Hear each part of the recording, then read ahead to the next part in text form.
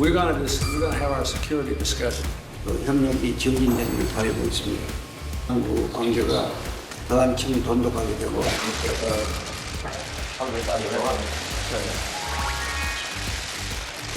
providing me with this opportunity. Thank you very much.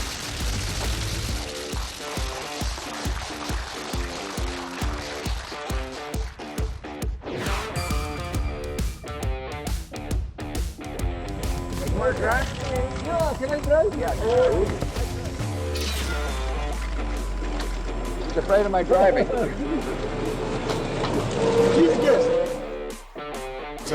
여러분 안녕하십니까? 자리에 앉아 주십시오.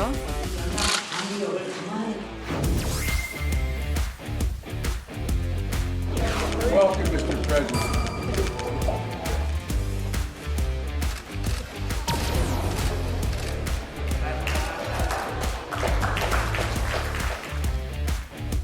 도달 협정 협의를 개시하기로 했습니다.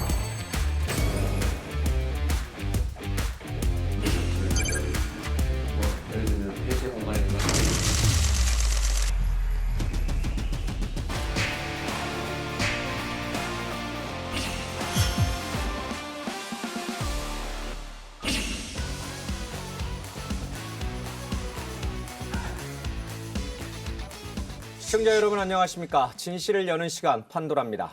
이재명 정부의 첫 한미 정상회담이 이달 말에 예정돼 있습니다. 그 어떤 지도자보다 예측 불가능하다는 트럼프 미 대통령. 그 말은 곧 준비가 철저해야 한다는 뜻이기도 합니다. 그런 의미에서 오늘 판도라에서는 특집 한미 정상회담으로 준비했습니다.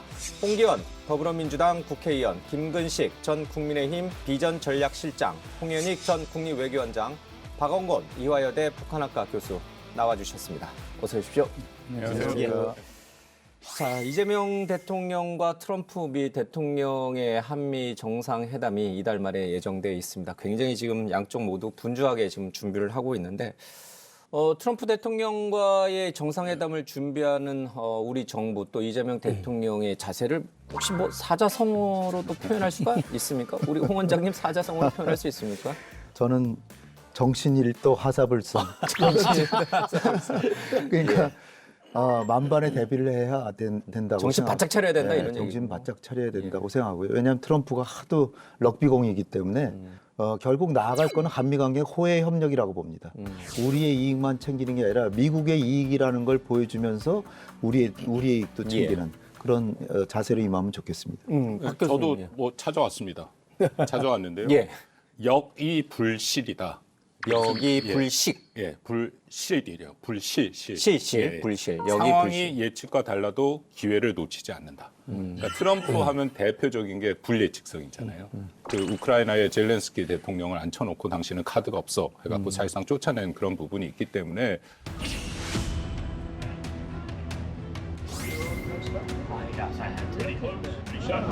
He's all dressed up today. Don't tell us what we're going to feel. You're gambling with World War III. But you don't have the cards. But once we sign that deal, you're in a much better position. But you're not acting at all thankful. Did you sign the deal? 물론 충분히 준비하고 철저히 준비를 하겠습니다만 늘 트럼프의 불예측성은 우리가 대비를 해야 된다. 혹시 뭐 두 분도 사자성어 예, 저도 준비하셨으면 짧게 듣고 가겠습니다. 이거 사자성어하다가 2시간 저는 교토, 삼굴, 그러니까 적으로부터 위협이 있을 때 도망갈 수 있는 길을 열어놓는다는 뜻인데요. 예. 그래서 여러 가지 변수를 염두에 두고 정상회담을 준비하는 게 좋겠다. 그래야 예. 어떠한 위험이 닥쳐도 살 길이 열린다. 이런 뜻에서 준비했습니다. 다양한 카드를 준비해야 된다 이런 뜻이고요. 저는 사자성어 수준이 좀 낮아가지고 우리 시청자분들이 제일 잘할 수 있는 걸로 지피지기. 사실 뭐 가장 쉬운 것 같지만 가장 어려운 겁니다. 그다음 또 트럼프를 아는 것도 중요하지만 이명박 대통령 자신을 아는 것도 중요해요. 이재명 대통령. 이재명 대통령 죄송합니다. 트럼프를 아는 것도 중요하지만 이재명 대통령 본인을 아는 것도 중요합니다. 그래서 트럼프 대통령의 정확한 예측이 불가능하지만 예측을 확인해 볼 수 있는 몇 가지 패턴이라도 확인해서 가고 그다음에 이재명 대통령이 가지고 있는 카드 또 내줄 수 있는 거 내줄 수 없는 거 이런 것들까지 다 감안해서 지피지기가 정말 쉬운 말 같지만 가장 어려운 과제라고 생각합니다. 예, 우리 저 김근식 실장께서 말씀해 주시지만 지피지기면 백전백승입니다. 이제 트럼프 대통령도 잘 알아야 되지만 이재명 대통령도 우리 한국의 역대 대통령들은 이 세계 최강국인 미국의 대통령들을 어떻게 대했고 또 다뤄왔는지 그걸 보면은 조금 우리가 묘수가 좀 생기지 않을까, 그렇죠? 그런 생각이 좀 듭니다. 홍 원장님, 한미 외교 관계를 쭉 둘러봤을 때 뭐 진짜 위기도 있었을 것이고 굉장히 그 어느 때보다 동맹 관계가 공고화된 때도 좀 있었을 것 같습니다. 네, 제일 좋았던 거는 김대중 대통령 때가 아니었나 싶어요. 김대중 대통령 때 북미 간에 미사일 가지고 서로 티격태격 했었는데 예. 페리 프로세스라는 거를 우리 정부가 미국을 설득해서 해가지고 그 결과 남북 관계도 개선이 돼서 예. 남북 정상회담도 하고 한미 관계에서도 우리의 햇볕 정책을 미국에서 용인하고 그래서 굉장히 좋았던 때가 있고요. 예. 그다음에 노무현 정부 때는 겉으로는 껄끄러운 것 같지만 사실상 내실로 보면은 제일 많이 성취를 이룬 정부가 아닌가 싶고요. 이라크 파병, 미국이 이라크 전쟁하는데 파병했죠. 9.19 공동성명으로 육자회담 성과를 냈죠. 그다음에 주한미군의 전략적 유연성, 지금도 문제가 되고 있는 이거를 당시에 잠정적으로 인정을 해줬거든요. 그러니까 미국하고 관계가 내실에는 괜찮았고 특히 결정적인 게 한미 FTA 했다는 거죠. 그러니까 어느 정부고 마냥 다 좋고 마냥 다 나쁘고 그런 건 아니었던 것 같아요. 아니 뭐 우리 홍 원장님 말씀대로 어떤 그 정부가 계속해서 좋고 계속해서 나쁘고는 분명히 차이가 있고요. 그건 또 역사적으로 일정 사건을 어떻게 해석하느냐에 따라서 매우 다르다. 예를 들어서 저는 DJ 때 조지 W 부시 행정부와의 관계가 썩히 좋지 않았다라는 것도 분명히 있습니다. DJ가 조지 W 부시 대통령을 만났는데 조지 W 부시 대통령이 DJ를 영어로 디스맨이라고 얘기를 한 적이 있어요. 이 사람 그래서 사실 미국 언론에서 굉장히 비판을 받았죠. 만델라급의 노벨상을 탈 만한 사람한테 디스맨이라고 얘기를 했다. 그것보다는 정책적인 차이가 있어서 당시 조지 W 부시가 들어와서 북한을 포함해서 악의 축이라는 얘기를 합니다. 그래서 햇볕 정책을 추진을 했던 DJ 정부와의 일종의 갈등이 있었고요. 노무현 정부 때는 그 FTA 맞고 노무현 정부 때 사실 한미 간에 굉장히 중요한 제도화 작업이 있었는데 그 초입에 어떤 갈등이 있었냐면 전작권 전환에 대한 갈등이 있었어요. 전시작 정권 전환. 당시에 그 노무현 대통령이 전임 국방장관들 모아놓고 전작권 하나 없는 게 무슨 장군이냐 하면서 굉장히 거칠게 얘기를 한 적이 있었고 대한민국 군대들 지금까지 뭐 했노 이게? 나도 군대 갔다 왔고 예비군 훈련까지 다 받았는데 심심하면 사람한테 세금 내라 하고 불러다가 뺑뺑이 돌리고 훈련시키고 했는데 그 위에 사람들은 뭐 했어? 작전 통제권 자기들 나라 자기 군대 작전 통제도 한 게 제대로 할 수 없는 군대를 만들어 놔놓고 나 국방장관이요 나 참모총장이요 그렇게 별들 달고 그들을 끓이고 말았다는 얘기입니까? 그래서 작동권 회수하면 안 된다고 줄줄이 모여가가지고 성명 내고 자기들의 직무유기 아닙니까?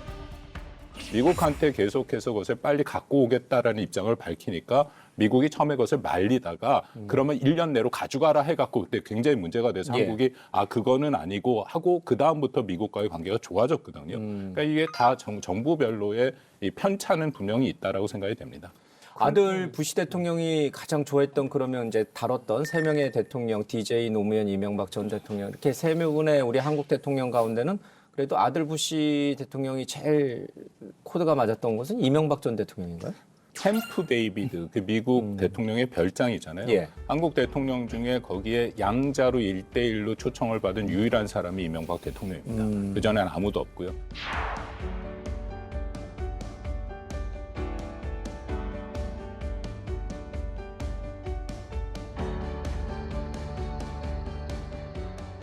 MB 때 부시와의 관계를 생각하면은 아마 정상 간의 관계는 그때가 제일 좋았을 것 같아요. 이명박 대통령이 직접 전동 카트를 운전하고 그 옆에 부시가 앉아 있고 분위기를 보면 그때가 가장 좋았는데 그럼 우리 국가 관점에서 국익 관점에서 또 국민 관점에서 보면은 한미 관계가 우리한테 제일 좋은 때였냐? 저는 아니었다고 생각합니다.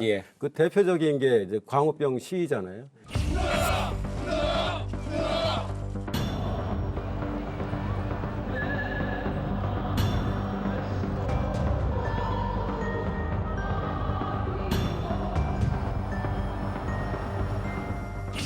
존경하는 국민 여러분, 저는 지난 6월 10일 광화문 일대가 촛불로 밝혀졌던 그날 밤에 저는 청와대 뒷산에 올라가 끝없이 이어진 촛불을 바라보았습니다. 국민들을 편안하게 모시지 못한 제 자신을 자책했습니다. 국민과 소통하면서 국민과 함께 가겠습니다. 국민의 뜻을 받들도록 하겠습니다. 그 당시에 또 남북 관계가 또 최악으로 가지 않았습니까? 이런 관점에서 보면은 이명박 정권 시절에 양 정상 간의 관계는 좋았을지 몰라도 우리나라 국익 관점에서 보면은 좋은 시기는 아니었다. 중요한 거는 사실 정확히 우리가 한 가지 짚고 싶은 게 MB 정부와 그 부시 정부와의 관계인데요.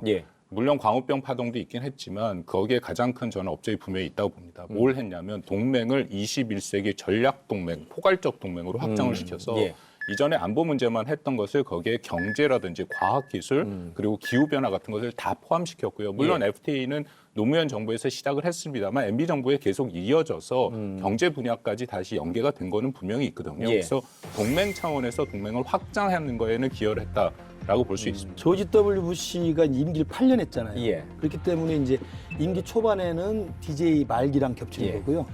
그다음에 임기가 한참 진행될 때는 대부분 노무현 정부랑 겹칩니다. 그리고 이제 노무현 정부 끝나고 이명박 정부 등장했을 때는 또 임기 말기예요.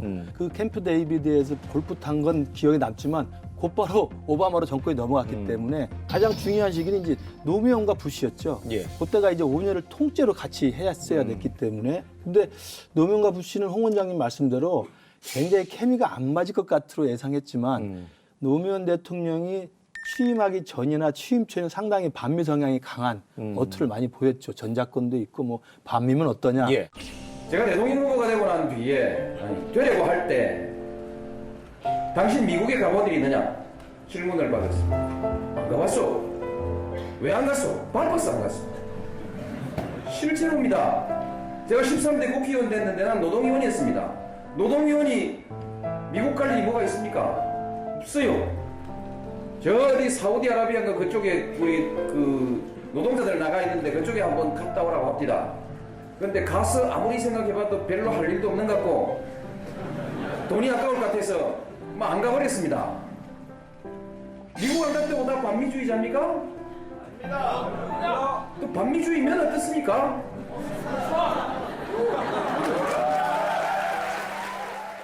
그렇지만 실제로 한미가 현안에 대해서 상당히 또 미국 입장을 들어주는 거. 파병도 국내 노무현 대통령 지지 세력은 극렬 반대했음에도 불구하고 이라크 파병을 결정을 합니다. 한미 FTA도 그때 친 노무현 정부적인 그 제야 단체에서 얼마나 반대를 했습니까? 그걸 한 거거든요. 그러니까 그런 식으로 현안에서 또 노무현 대통령이 상당히 우측 깜빡이를 끼면서 부시랑 맞췄기 때문에 성과도 있었고 여러 가지 우여곡절이 있었지만 그 5년의 임기가 저는 부시하고 노무현 대통령의 그 좀 뭐라고 할까요? 갓난 신고사라고 할까요? 그러니까 어려움도 많았고 성과도 있었지만 감정적으로는 상당히 케미는 안 맞았던 거라고 생각을 합니다. 저도 한 말씀 드리면 노무현 대통령이 뭐 반미면 어떠냐 또는 사진 찍으러는 미국 안 가겠다 할 정도로 좀 자주적인 그런 태도를 강하게 보이셨는데 실제로 미국과의 관계를 보면은 굉장히 본인의 철학과는 다른 일들도 많이 하신 거잖아요. 저는 그게 국익을 중심에 놓고 정말 우리한테 어떤 게 도움이 되느냐 하는 지금 이재명 정부의 외교 철학이 국익 중심 실용 외교거든요. 그러니까 이제 뭐 지지층의 정치적인 색채라든지 이념적 성향보다는 대통령으로서 국익을 더 먼저 내세웠다. 국가를 더 앞세우는 또 국민을 앞세우는 그러한 철학을 가지고 외교를 하셨다. 본인께서 평생 살아오면서 가졌던 어떤 미국에 대한 시선이라든지 또 지지층이 미국을 바라보는 그런 시각 그런 것들을 잘 알고 있는 노무현 전 대통령이 왜 그러면 대통령이 된 이후에는 바뀌었을까? 대통령은 모름지기 국익을 위해서 종사하는 그 보직이기 때문에 개인의 성향이라든지 이념적인 그런 거보다는 그게 반면교사가 윤석열 대통령이죠. 윤석열 대통령은 자기의 신념과 신조나 그런 이념에 따라서 외교를 하다 보니까 한미 관계는 너무 미국을 추종했고 일본에 대해서는 거의 모든 걸 다 양보하는 식으로 민족적 감정까지 건드렸고 북한하고 중국하고 러시아가 완전히 척을 지게 됐고 그랬잖아요. 저는 재밌는 게 그 뒤에 이런 우리나라의 진보 정권과 미국의 공화당이 만난 게 사실은 문재인과 트럼프 때입니다. 딱 겹치거든요, 임기가. 근데 문재인과 트럼프 때는 과연 그런 트럼프와 문재인의 케미가 좋아서 북미 정상회담이나 남북 정상회담이 됐을까?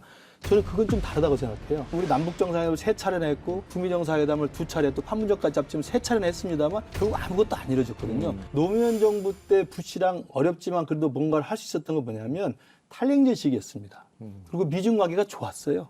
육자회담이 만들어졌어요. 그래서 미중 협력이 가능했고 탈냉전이었고 그렇기 때문에 부시와 노무현이 서로 정권의 성격이 다르지만 한반도 문제에 대한 합의점이 있었습니다. 그런 면에서 문재인 트럼프는 저는 문재인 대통령이 미중 협력이 불가능한 시기에 중국과의 협력을 하려고 했던 것이고 또 미중 협력이 불가능한 신냉전 시기에 지나치게 남북 화해에 뭐라 그럴까 미련이 많이 나왔던 거예요. 세계적 조류의 흐름을 잘 못 읽었다. 그래서 저는 트럼프의 과도한 자기 과시, 문재인 대통령이 과거 향수에 빠져 있는 햇볕 정책의 향수 때문에 하긴 했지만 그래서 기도도 많이 했죠.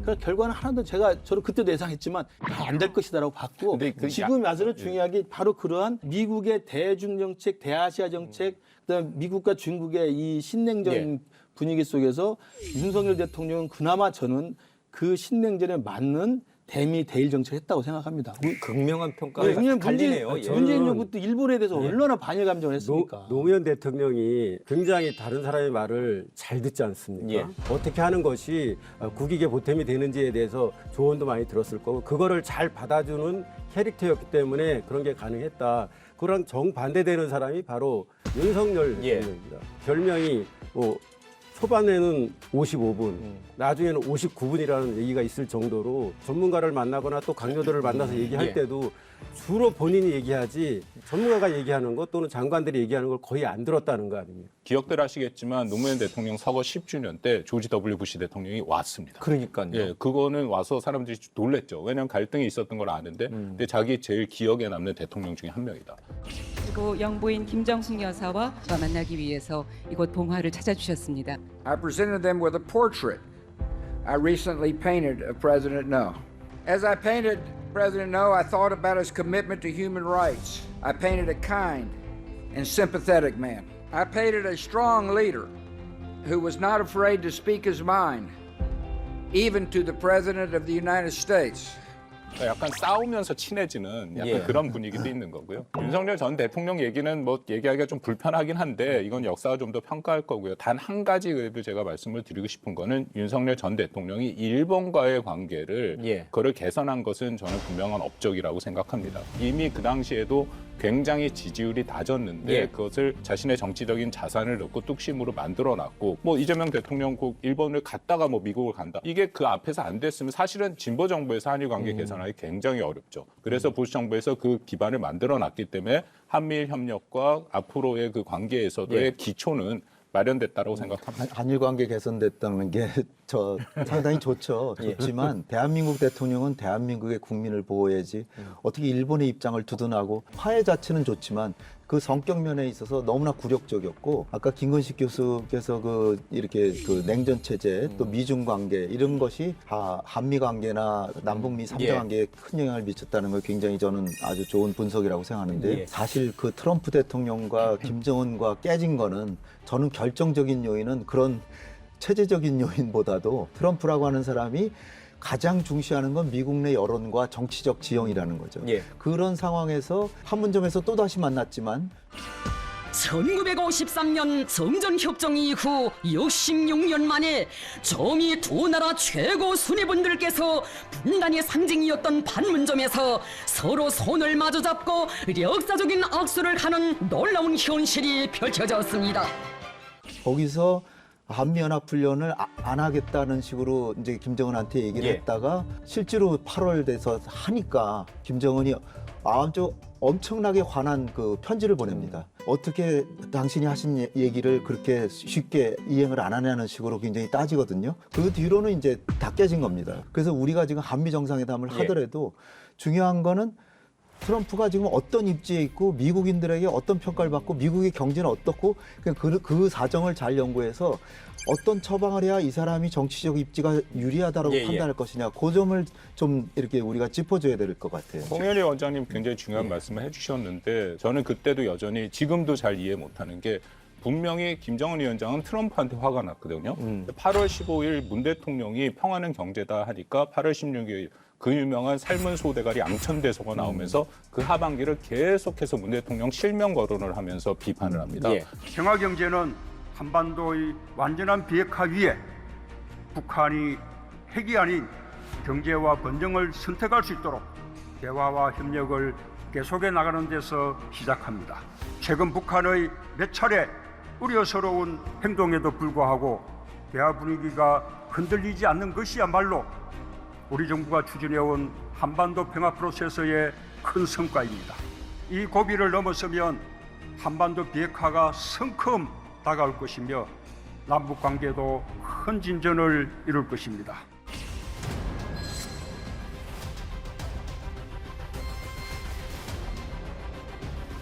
그러니까 뭐 이건 당연히 북한의 입장에서는 미국의 책임을 물어야 되는데 한국 정부의 책임을 묻고 있고 그것은 여전히 크게 변하지 않았다는 것은 지난 7월 28일 나온 김여정 담화에서 다시 확인이 됩니다.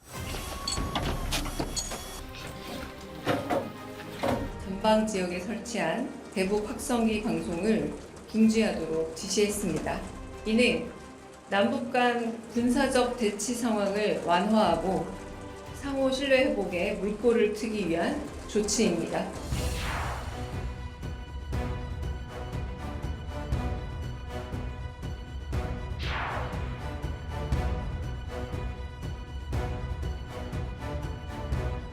평화적인 분위기 안에서 남북 간의 신뢰 회복이 중요하다고 강조했습니다. 북한의 태도가 바뀌었습니다. 북한은 오늘 오전부터 전방 일부 지역에서 대남 확성기를 철거하기 시작했습니다. 트럼프하고 문재인 대통령 시기에 북한을 협상에 끌어왔을 때는 과거의 북한과는 다른 북한이었던 거예요. 핵을 가진 북한이 됐다. 당연하죠. 노무현 때는 핵실험 겨우 그때 1차 했습니다. 2006년도에. 그러니까 그때는 핵을 가진 북한이 아니었고 북한은 그 사이에 오바마의 이른바 전략적 인내 정책에 의해서 사실 오바마는 임기 8년 동안 대북 정책 한 게 없어요. 왜냐하면 또 MB 박근혜였기 때문에 할 수도 없었고 그렇기 때문에 북한은 급속도로 핵 질주를 합니다. 2017년도 8년도 트럼프와 문재인 시기에 북한과 협상했을 때 그 북한은요 핵 무장 국가예요. 그러니까 당연히 김정은은 큰 소리 치고 지금도 당연히 큰 소리 치지 않습니까?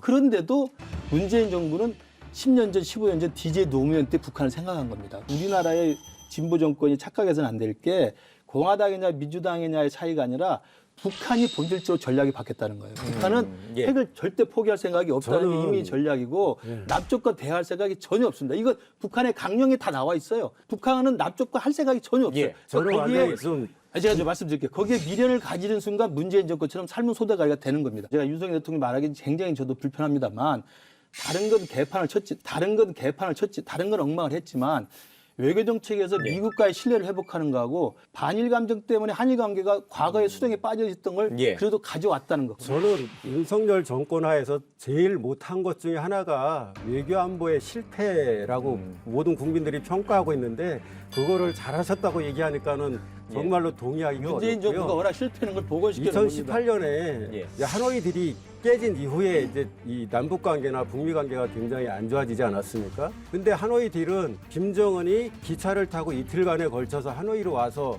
트럼프하고 만난 거잖아요. 그 정도 할 정도면은 북미 간에 밑에서는 어느 정도 합의가 다 돼 있었어야 됩니다. 그래야 양 정상이 만나는 거죠. 근데 당시 그 하노이 회담을 하던 그 시기에 미국 내에서는 트럼프의 성추문과 관련된 사건이 국내적으로는 제일 큰 이슈가 되고 있었기 때문에 거기서 하노이 딜을 하게 되면 오히려 더 역풍을 맞을까 봐 못했던 그런 측면이 있는 거거든요. 문재인 정권이 또는 민주당 정권이 북한 문제를 잘못 따라서 또는 오판해서 그게 깨진 게 아닙니다. 윤석열 정권의 그 망가진 외교안보 정책을 잘했다고 평가하신다면은 그거는 저는 동의하기가 어렵습니다.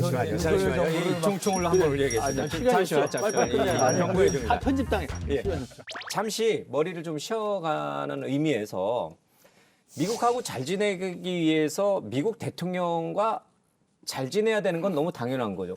윤석열 전 대통령도 가서 영어로 노래를 좀 하기도 했고요. 여러분께서 원하시는 한 소절만. 근데 이게 기억이 잘 날지 모르겠습니다. A long, long time ago,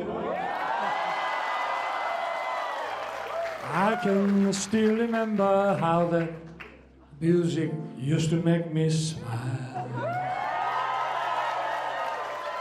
And now I knew if I had my chains that I could make those people dance and maybe they'd be happy. The music died.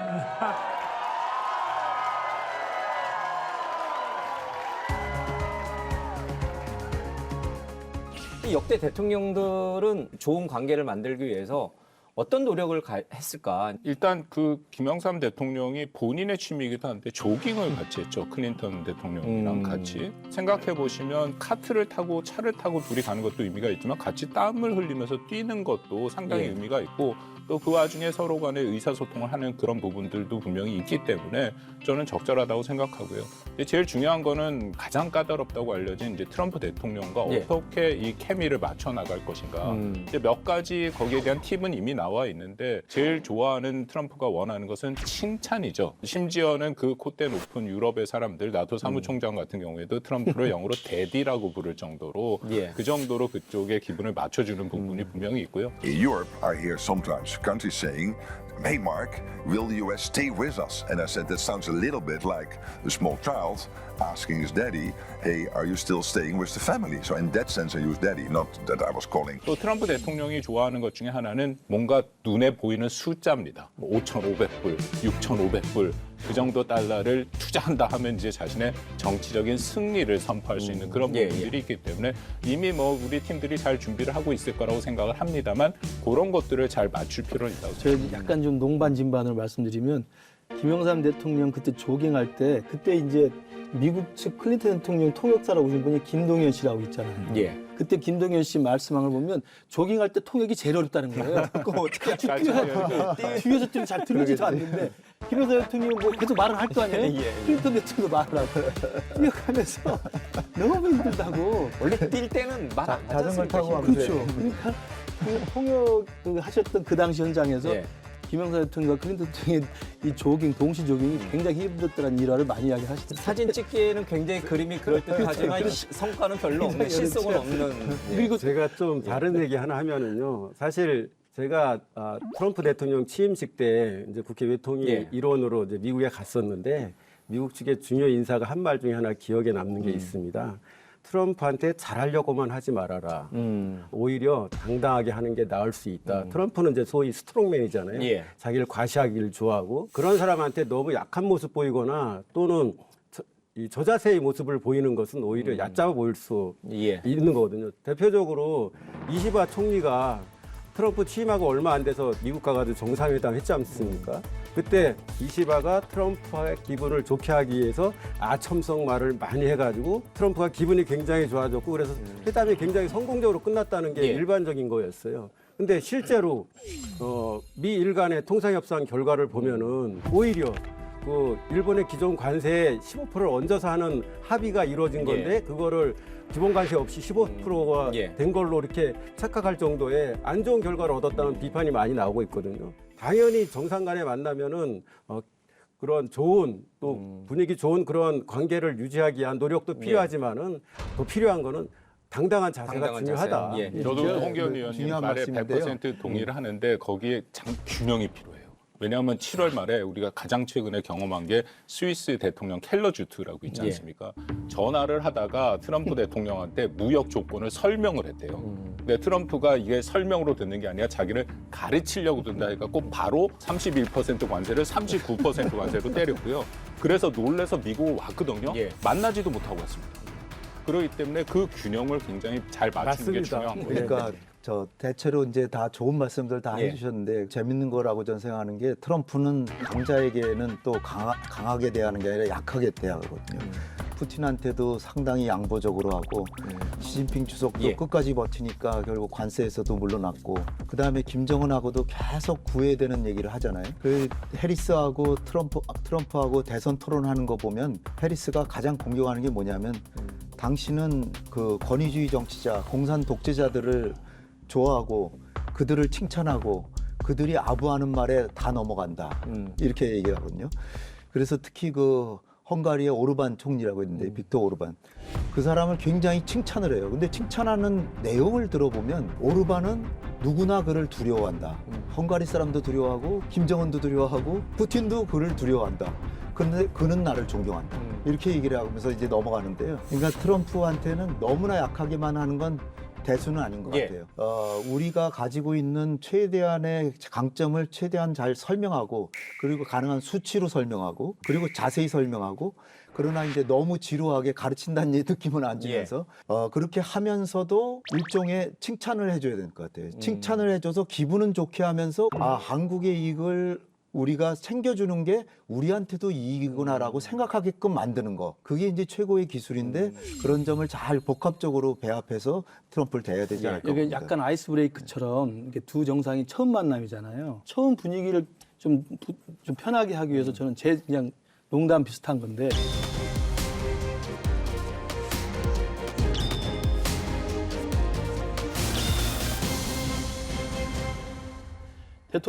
이재명 대통령이 만나서 내가 당신 마음을 내가 제일 잘 이해한다. 우리 둘 다 재판 얼마 받았냐. 근데 재판 다 이겨냈지 않냐.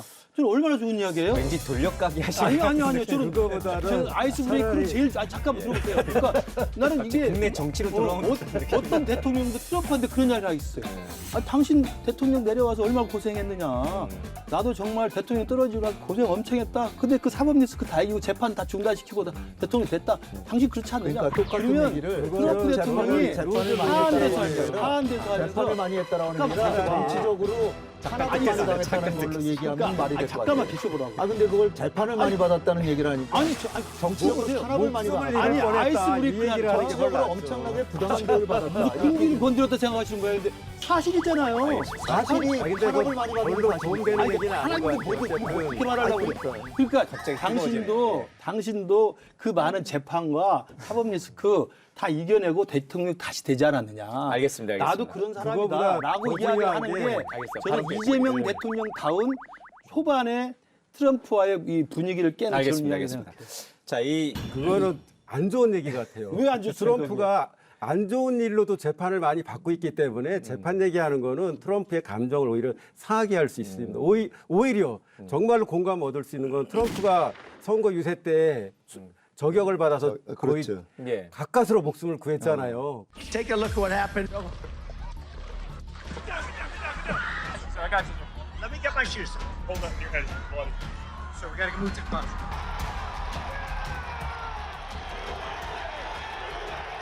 그걸 또 그 장면을 선거 캠페인에서도 굉장히 훌륭하게 활용하고 또 이재명 대통령도 후보 시절에 굉장히 위험한 그런 정치적 공격을 당했지 않습니까? 예고했는데.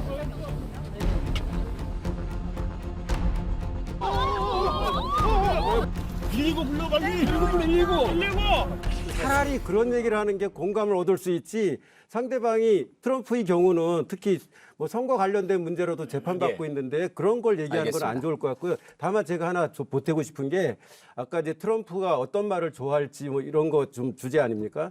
트럼프가 싫어하는 말이 있답니다. 윈윈 협상 결과다. 그러니까 자기는 이기고 상대방은 잃었다.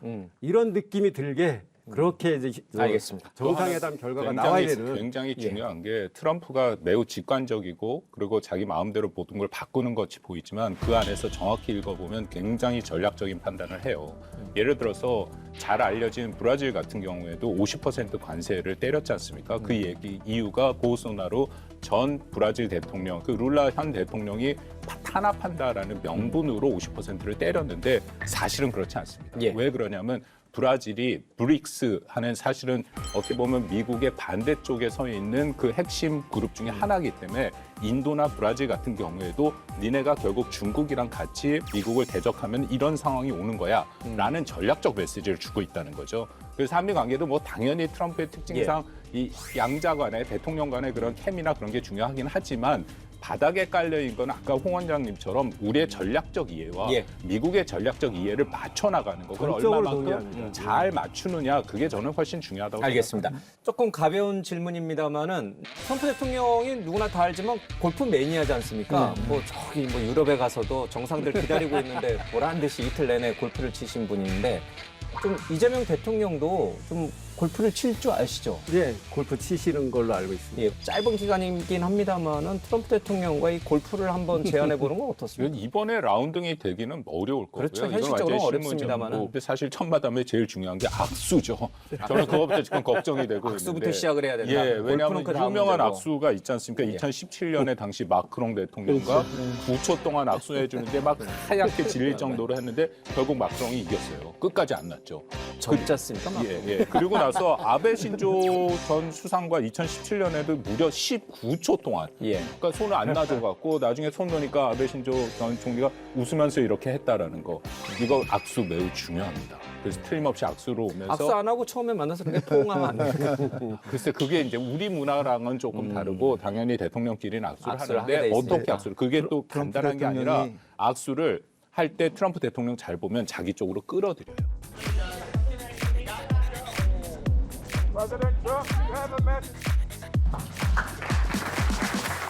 끌어들인다는 것은 자기에게 유리한 방향으로 끌고 오는 거거든요. 그러니까 그런 것까지 아마 신중하게 다 준비를 할 필요가 있죠. 하여튼 트럼프 대통령이 첫인상을 중요시한다니까 호감을 사는 얘기를 좀 하시는 게 좋을 것 같습니다. 그래서 일단 아이스 브레이킹을 하고 아까 뭐 얘기가 얼핏 나왔지만은 같이 정치적 테러를 당했다는 그런 공통점, 그거는 아마 굉장히 트럼프한테는 머리에 각인돼 있는. 재판 얘기는 하지 말고. 재판 얘기는 마이너스 효과를 재판 얘기는 두 개 다 하세요. 두 개 다. 얼마나 재밌겠어요. 우리가 이렇게 어려움을 겪고 다 승리해서 대통령이 됐는데 저는 대통령님의 마음을 충분히 이해하는 그런 자세가 돼 있고 미국을 슬기롭게 잘 이끌고 있다 이런 식으로 일단 기분을 좋게 해서 좋은 관계를 하면 이번에 한미 저 관세 협상도 미국이 봐서도 그렇게 잘못된 것 같지 않고 우리가 뭐 승리했다라고 하기는 어려울 것 같아요. 선방했던 것이 승리했다고 말하면 안 승리했다고 얘기 못하죠. 왜냐하면 FTA가 깨지고 우리가 자동차 같은 경우는 오히려 일본에 조금 불리해졌기 때문에 그러니까 트럼프도 내심 만족하고 있을 거란 말이죠. 그러니까 뭐 조선 얘기를 한다든지 그리고 뭐 반도체 협력이라는 거 미국에도 중요하니까 그런 걸 해가면서 또 평택의 험프리스 기지 트럼프가 왔다 갔잖아요. 다 봤기 때문에 그런 것들을 얘기하면서 기분을 좋게 하면서도 주한미군이나 한미동맹이 우리한테만 좋은 게 아니라 미국에게도 상당히 도움이 된다는 얘기를 반드시 하셔야 될 것 같아요. 큰 그림으로 한미동맹은 건전하게 잘 유지돼 간다는 그게 쉽지는 않습니다. 더군다나 홍 의원님 그 캠퍼브레스 지역구라고 하셔서 저도 학생들 데리고 견학을 갔는데 거기 정말 잘 지어졌고 90% 이상이 우리의 자본으로 된 거지 않습니까? 지난번 임기 때 트럼프 대통령이 와서 거기를 헬기를 한번 돌았잖아요. 근데 잘 알려진 말이 이거는 한국 정부가 90% 이상의 비용을 들여서 동부를 포함해서 전 세계 최대 지상군 기지를 만든 거다 얘기를 했더니 트럼프가 한 얘기 기억나세요? Why not 100%? 왜 100% 다 내지 않았느냐. 이렇게 접근을 하거든요. 그래서 우리가 그런 걸 다 고민을 해야 된다라고 생각합니다. 알겠습니다. 근데 이제 악수 얘기를 하다가 이제 조금 더 깊어졌는데 악수할 때 트럼프 대통령이 이렇게 세게 악력을 써서 이렇게 하면은 이재명 대통령 어떻게 됩니까? 이재명 대통령이 보면 손이 두텁습니다. 그래서 결코 밀리지 않을 거고요. 좀 아픈 척 해야 됩니까? 아니면 같이 세게? 근데 저 악수 얘기가 나오긴 했지만 사실 악수 가지고 이렇게 이슈가 됐던 거는 트럼프 일기 때입니다. 이기 트럼프 때는 이제 그거 가지고 이렇게 밀고 당기고 한 일은 제가 못 본 것 같고요. 아무튼 중요한 것은 정말 양쪽이 전략적으로 협력하는 것이 상호 간에 이익이 된다. 미국과 관계를 잘 하려는 의지가 확고하다 하는 식의 그런 믿음을 주는 게 제일 중요하다고 생각합니다. 알겠습니다.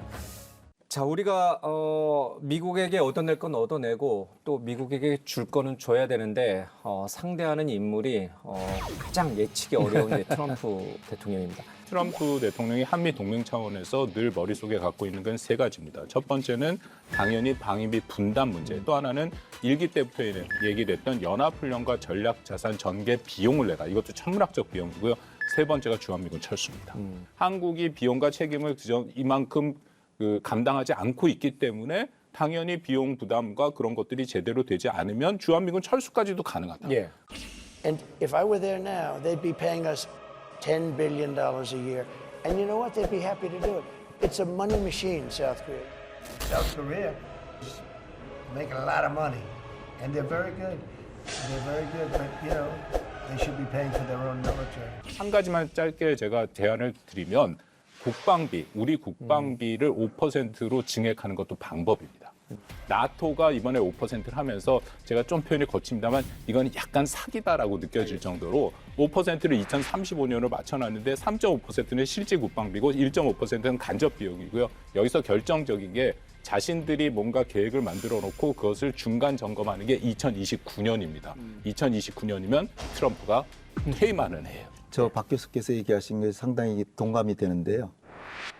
방위비 5%는 사실 유럽이 못할 걸 뻔히 알면서도 일단은 약속하고 소나기를 피한 셈이거든요. 우리 지금 이재명 정부에서 하려고 하는 게 전자권 전환을 이제 가져온다는 거 아닙니까? 예. 그 조건이라는 게 감시 정찰 정비 이런 거 갖추고 통신 같은 통신망 정비하고 하는 거니까 그걸 미국에서 잔뜩 사주는 거죠. 어차피 해야 되니까. 사실 주한미군 28,500명이 우리 거의 50만을 지휘하는 거 아닙니까? 그러니까 이게 좀 어처구니 없는 거예요. 해구사는 더 확실하게 하되 주한미군의 일부 감축은 허용하겠다는 자세로 나가면 오히려 감축 안 할 수도 있고 하더라도 우리가 큰 문제는 없다는 거죠. 북한 김정은 위원장과 트럼프 대통령의 두 번째 정상회담이 아마 트럼프 대통령 임기 내에 아마 추진될 가능성이 매우 높습니다. 최근에 뭐 북한 김여정의 발언을 놓고 미국이 촉각을 곤두세우는 것도 그 징조고. 미국 정부가 북한 김여정 노동당 부부장의 최근 담화를 주목하고 있다고 밝혔습니다. Also seen high-level statements from the DPRK leadership, including recent statements from Kim Yo-jong, which we note with interest. 앞서 지난주 김여정 부부장은 미국이 북한의 핵보유국 지위 등을 인정한다는 전제로 미국 측과 다른 접촉 경로를 모색해 볼 수 있다고 밝힌 바 있습니다. 그럼 우리는 어떻게 되냐? 이재명 대통령은 트럼프 대통령을 만나서 트럼프 대통령이 노벨 평화상을 타고 싶어하는 그 욕구.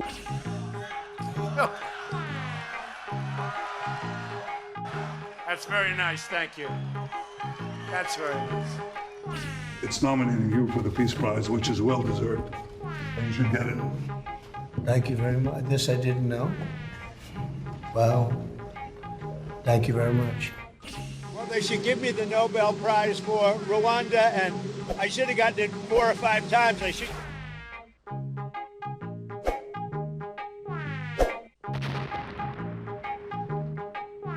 욕망을 어떻게 우리는 표현을 해줘야 될까? 그거는 저 여당 의원한테 물어보셔야죠. 네, 먼저 하십시오. 야당 쪽도 이야기할 권리가 있습니다. 아무래도 이재명 정부의 정책이니까 그 트럼프는 선거 기간에도 그렇고 대통령이 된 이후에도 그렇고 김정은에 관한 얘기를 자주 했습니다. 사이가 좋다. 또 훌륭하다 뭐 이런 얘기도 잘 지내냐 하고. 이런 얘기도 이번에 우리 실제로 했다는 얘기죠. 했고 머지않은 시기에 트럼프와 김정은이 만날 가능성이 있는데 그거에 대해서 당연히 우리 이재명 대통령께서는 트럼프에게 적극적인 또 긍정적인 메시지를 보내는 게 중요하다고 생각합니다. 근데 이제 북한은 우리가 잘 알겠습니다만은 통미봉남이라 해서 우리 남쪽은 좀 배제하고 미국하고 직통으로 이렇게 대화하려는 게 있잖아요. 그럼 우리 이제 문재인 정부 때도 그런 부분이 좀 있었는데. 북한이 우리를 패싱하려고 했다 그런 말은 사실은 지금 유엔 제재 때문에 우리 남북 간의 교류가 교착 상태에 있지 않습니까? 문재인 정권 시절에도 북한이 우리 정부가 그런 걸 풀어주기를 기대했는데 거기에 있어서 너무 역할을 못했기 때문에 실망해서 주로 미국과만 얘기하려고 했다는 그러한 걸로 분석이 되고 있는데 이재명 정부는 그러한 과거의 그런 점을 교훈으로 삼아서 좀 더 적극적인 의지를 가지고 남북관계 개선을 위해서 노력해 나가는 자세를 보이는 것이 중요하다고 생각합니다. 저도 그 트럼프 대통령은 김정은을 만날 겁니다. 만나고 싶어 할 거고 김여정이 미국에 보내는 메시지랑 우리 한국 이재명 정부에 보내는 메시지가 확연히 다르잖아요. 그러니까 제가 아까 말씀드렸잖아요.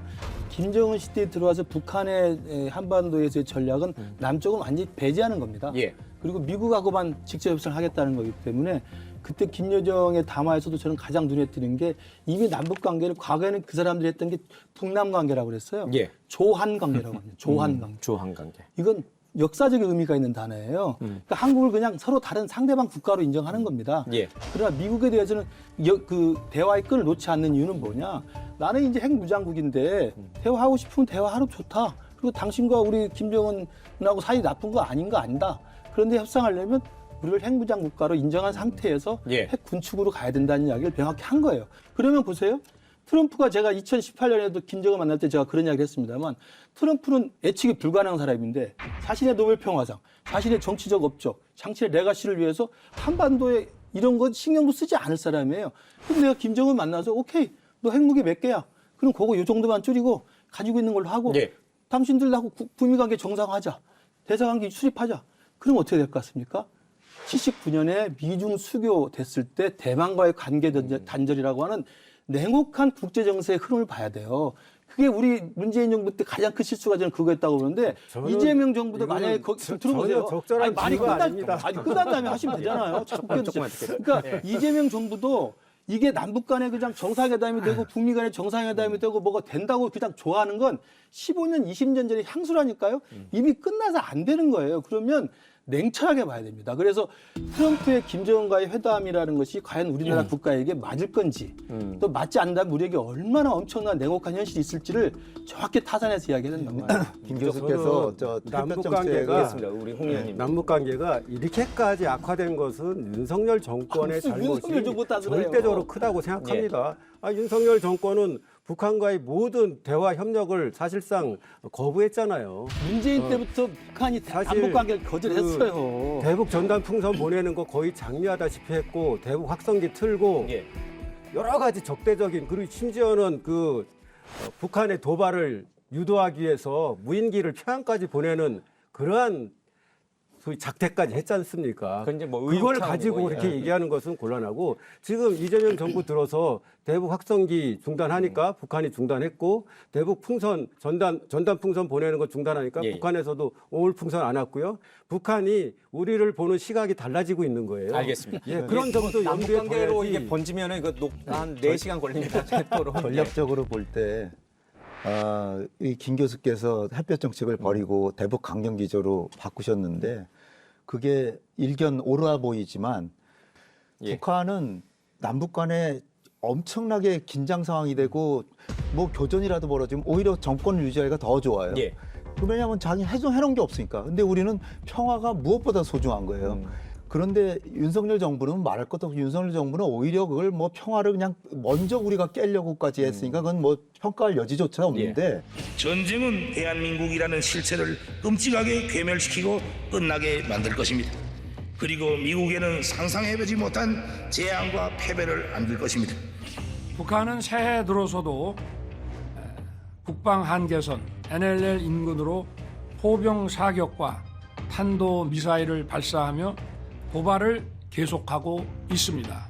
지금 대한민국 정부는 과거 어느 정부와도 다릅니다. 북한이 도발해온다면 우리는 이를 몇 배로 응징할 것입니다. 우리가 같이 하면 좋겠죠. 그러나 북한은 김 교수 얘기하신 것처럼 우리를 지금 같이 하고 싶지 않은 거예요. 그런 상황에서 무리하게 우리가 꼭 끼려고 하기보다 일단은 북미 대화를 적극적으로 지원하고 한미 공조를 강화하고 우리 대통령께서 꼭 트럼프에게 말씀해 주셨으면 하는 게 미국이 북한을 안 믿는 건 우리 다 이해하는데 북한도 미국을 많이 안 믿습니다. 그러니까 미국도 북한의 신뢰를 회복하는 조치를 뭔가 해야 북미 간의 대화가 된다는 얘기를 반드시 해주셨으면 좋겠어요. 남북 문제 하나 좀 보태고 싶은데요. 제가 그래도 명색이 북한 아빠 북한 문제를 그냥 북한 문제가 오늘 하시고 제가 꼭 한마디 해야 됩니다. 한 가지 말씀을 드리겠습니다. 우리가 북한을 보면 북한이 아무리 유일 영도 수령 체제, 쉽게 말해서 1인 체제라고 하더라도 그들도 정책, 전략, 그들 표현하면 노선이 있죠. 정확히 따지면 2019년 12월 7기 5차 전원회의 때 북한이 정면 돌파전을 선언하는데요. 거기에 명백하게 한국과 미국과는 관계를 맺지 않겠다라는 것이 선포가 됩니다. 그리고 나서 2021년 8차 당대회 때 자신들이 핵 보유국이다 하면서 또 대남 대미 노선이 확실히 확인이 되고 결정적으로 2023년 8기 9차 전원회의 때 적대적 두 국가론, 더 이상 동족이 아니다라고 발표가 됐거든요. 이렇게 된 이상 한미 관계가 훨씬 중요하기 때문에 현재로서는 미국도 아직 대북 정책이 확정이 안 됐고 우리 정부도 대북 정책이 확정이 안 됐잖아요. 그러니까 두 개를 잘 연이어서 같은 정책을 만드는 것을 지금 할 때라고 저는 생각합니다. 네, 저 하나 보태고 싶은데 윤석열 정권 시절에는 대만이 아니라 한반도가 세 번째 전쟁이 일어날 가능성이 더 높은 지역이다. 이렇게 국제사회에서 또는 전문가들이 다 평가했단 말입니다.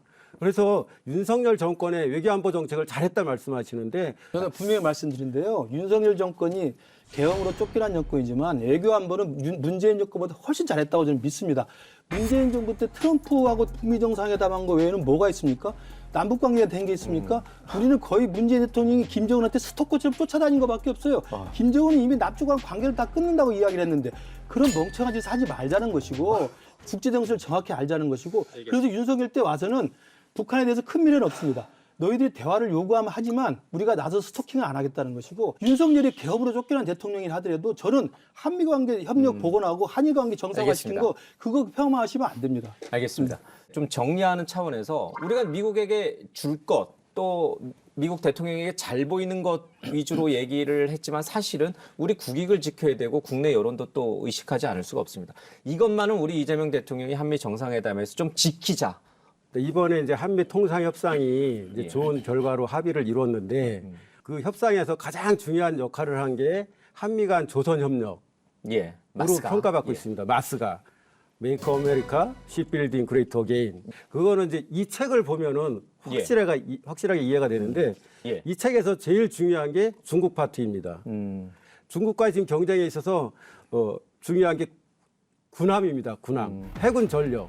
중국의 조선업은 전 세계 조선 능력의 50% 이상을 차지하고 있는데 미국은 몇 프로인지 아십니까? 0.1%입니다. 그러니까 미국이 더욱 앞으로 군함을 만들기도 어렵고 현재 있는 각종 군함들을 수리 정비하기도 어려운 그러한 상태에 있거든요. 저는 이번에 이재명 대통령께서 트럼프 대통령을 만나게 되면 이 조선 분야에 있어서 한국이 얼마나 미국에게 기여할 수 있는지 그걸 또 잘 설명해라. 저도 한 말씀만 드리면 가서 꼭 놓쳐서는 안 될 게 지금 우리 홍 의원님 책 가지고 오셨으니까 꼭 화면에 잡아주시고요. 그리고 좀 잡아주세요. 잠깐만 들어주시죠. 아까 다 잡으셨죠.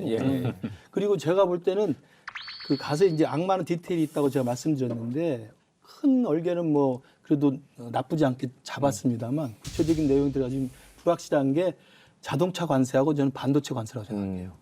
자동차 관세는 뭐 15% 낮춰놨다고 하는데 이게 기존에 우리는 무관세였는데 일본하고 EU는 2.5가 있었는데 이게 있는 건지 없는 건지도 지금 정확하지 않잖아요. 그러면 우리가 미국의 시장에 진출하는 그 우리나라 한국 자동차가 대미 수출의 가장 1위 업종입니다. 거기서 돈을 제일 많이 벌고 있어요.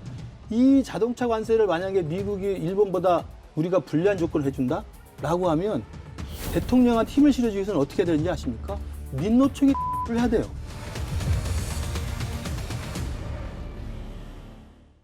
제가 좀 이렇게 또 말씀드리면 이 자동차 관세를 만약에 미국이 일본보다 우리가 불리한 조건을 해준다라고 하면 대통령한테 힘을 실어주기 위해서는 어떻게 해야 되는지 아십니까?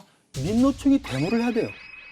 현대자동차, 기아자동차, 노조 국내에서 다른 정치적 집회하지 말고 이럴 때 나와야 됩니다. 정상회담 앞두고 지금 당연하죠. 아니 그게 아니고 이게 국제정치의 트래블 게임이라고 있어요. 양면 게임이라는 게 있는데 우리나라 협상 당사자가 미국에 가서 협상할 때 우리의 큰 힘은 국가 이익을 가지고 면밀하게 준비해가는 것도 있지만 우리 뒤에 수많은 시민단체와 국민들이 있다. 민노총의 가장 핵심적인 그다음에 우리나라 강성노조 핵심인 현대차, 기아차 지금 자동차에서 돈을 벌어서 그나마 먹고 사는데 관세가 어떻게 되는지 명확히 요구해야 되는 거 아닙니까? 저는 민노총의 성명은 낸 걸로 알고 있습니다. 저는 반도체도 마찬가지예요. 반도체 공장의 대기업 노조들 강성 노조입니다. 이럴 때 나서서 국가를 위해서 이재명 대통령의 협상력을 위해서라도 광화문에 모이십시오.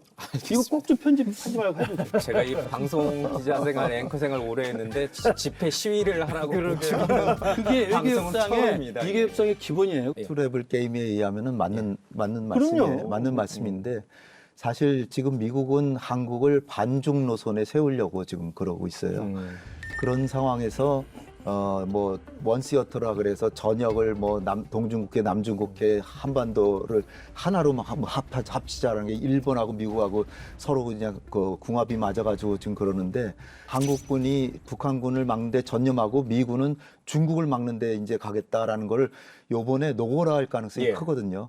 그러면서 한국까지도 미국 편에 서라라고 할 수가 있어요. 그래서 가장 중요한 거는 우리의 대외 전략의 주축은 한미동맹이고 한미관계에는 우리가 계속 강화하고 계속 우리가 지주로 삼겠지만 그것이 반중이 될 수는 없다.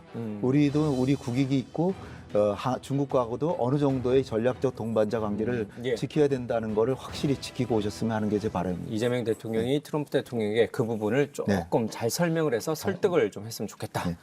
이 마지막 발언 시기인 것 같은데 보통은 마지막 발언은 막내부터 시키는데 여기는 끝까지 처음부터 순서를 안 바꿔주셔서 앞에서 다 좀 먼저 하시겠다고 손을 드시는 바람에 뭐 그렇긴 합니다만 저도 이번 정상회담 매우 어렵습니다.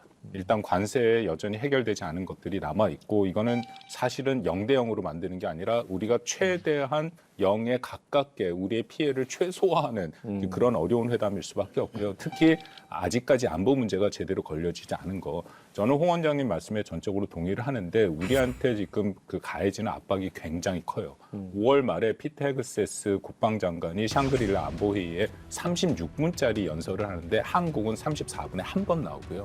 오히려 인태 지역에 있는 뭐 필리핀이라든지 일본 그리고 호주 같은 경우에는 자세하게 얘기가 나옵니다. 그러면서 거기서 가장 핵심적으로 얘기한 게 안미 경중 안 된다. 안보는 미국, 경제는 중국 안 된다.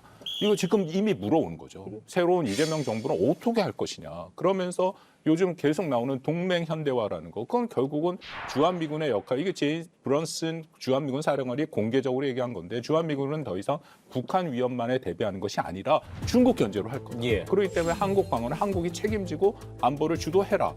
이거는 저는 동맹의 단순한 조정이 아니라 변환이라고 생각이 되고요. 거기에 북한의 핵 위협은 현존하고 계속 강화되고. 이거 동맹에 굉장히 큰 위기가 있다. 그러니까 이 문제를 물론 이번 회담에 가서 자세한 내용은 되지는 않겠지만 최소한 우리 정부가 미국의 인태 전략에 어떤 정도의 입장에 서 있는가. 그리고 계속되는 이 핵에 대한 핵 동맹으로 가야 되는 건 분명하거든요. 이걸 어떻게 연기하고 가야 될 것이냐.